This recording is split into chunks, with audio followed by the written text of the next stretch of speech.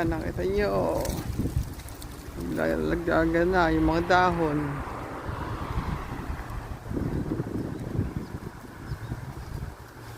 Ang aking mahal na misis. Nakita nyo, ito yung regulasyon. 3-way stop. Tigil yung sasakyan bago siya abante uli. Yan, tigil, abante uli. Kahit sa mga bus, 3-way stop, titigil sila bago sila ulit abante. Ito yung kahit yung mga dito ng mga bata, kahit na pa ako na kahit pa paano sila ng bisikleta pagpasok sa school.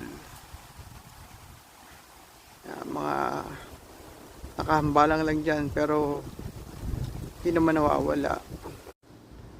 Kung papansin nyo, meron din kami dito sa mga basura segregation.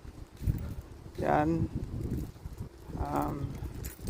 Louis per sa mga plastics. And then yung gray is para doon naman sa mga nabubulok. So dito na tayo, malapit tayo sa bahay. Ayun na, tapos na namin maglakad.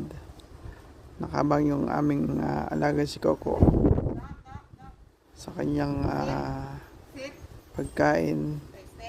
Sit down. Sumusunod.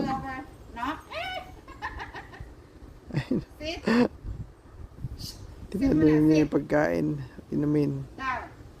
Roll over. Good girl. Ayun. Okay. Yan, makita nyo. Talagang fall na. Ito yung binigyan natin the other day. Kahapon lang. Wala na, ubos na yung dahon niya. Nalaglag na. Yun yung aming aso. Si Coco naglalakad.